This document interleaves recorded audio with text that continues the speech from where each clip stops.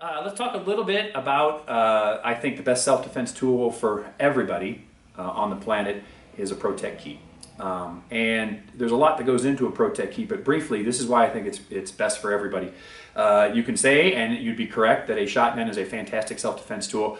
They're awkward to carry and they're hard to get. You can say, and you'd be correct, that a knife is a great self-defense tool, and I believe that as well.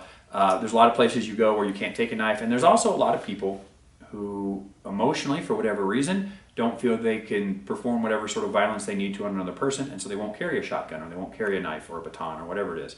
I've yet to find anybody who won't and can't use a Protek. And usually when I teach a class, they're quite enthusiastic about using it on me. The Protek, there's some interesting features to this. First off is that one, it looks quite innocuous and normal. It looks just like a key, so it doesn't scream, I'm a deadly ninja killer. But the other thing is, and the most important part, is the way the tip of this is beveled in, so it comes to a rounded point.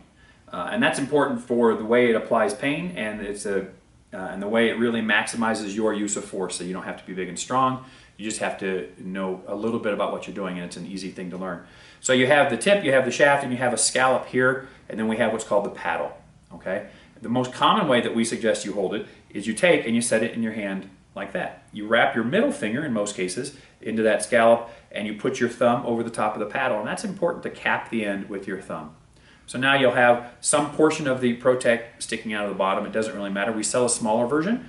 Both of them will work. You just need to have something stuck out of your hand. Okay? An alternate grip for this would be what we call a forward grip. So you just reverse it, so now the point is sticking out of the top of your hand. You wrap your finger in that scallop. You put your thumb on the back and brace it, and it's useful for a variety of things. The way that you never want to hold it, although the way most guys immediately pick it up and do it, is they stick it in between their fingers and they wrap it over their hand, and now they think they have a punch dagger, and it hurts a lot if you make any impact at all with that. Okay, so if we go back to this grip, the standard grip, what I'm going to do is what we call a can opener motion. So now I take this and I put it in my arm, and this is where the science of what we're doing really comes through. Your muscles are striated. They have lines, and they're kind of grooved this way, and what this tip does is it separates the striations and it digs down deep into it. If you had a broad application of force, it distributes the force, so it doesn't apply as much pain. With the narrow tip, as I push that in, it starts to separate the muscles and it gets down to the stuff that's underneath it. So the first movement we do is what we call a can opener. So I will push the Protek in. While pushing it in, I will pull it back. I'll pull the front part of it back, the tip back, and then while continuing to push it in, I will push the top forward. So I'm moving in three directions: down, backwards, and forwards all at the same time. It's a lot like using it in an old school can opener, right? So you dig that into any soft fleshy part, push down, pull back at the bottom, push up with the top. And it's remarkably painful, and you'd be surprised how fast people will let go. The second way we like to use it is what's called the rake. So you hold it in that standard grip, and you put it on any portion of your body without canting your wrist. You want to keep it at a nice sharp angle, dig that in, and drag that across a person, and it's quite painful. Anywhere you want to stick it, you can rake. It doesn't matter. Any portion of their anatomy you can touch, you can rake with that. Now the third way is you can also use this as an impact weapon and a striking tool. You can hit with it, and that's a good way to use it. It's not as effective as the other two, I feel, and it's mitigated by several layers of clothing. It spreads the impact out too much. But I have used the can opener on people wearing a very heavy-duty Carhartt style canvas work jacket, and they let go really, really fast. With it in the reverse grip, I'm going to take and touch anywhere you want. All right, I push in, down, grab really hard, David, don't let me have it, right?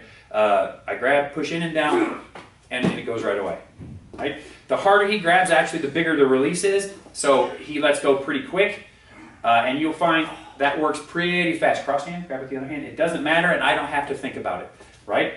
Get my hand up, and you just dig in and down.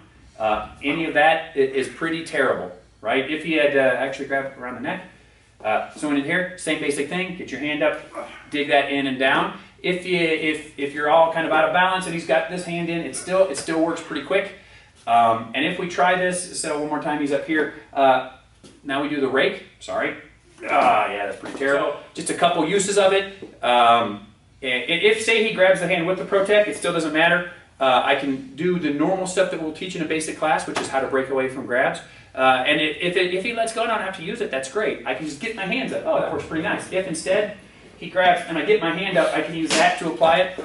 And I know that looked like a cool lock, and it was, but that's not our intent, right? You got it there, you can bring this in and stick that in, that's pretty awful. But it's a good way to learn to bring your hand up and shove it back down.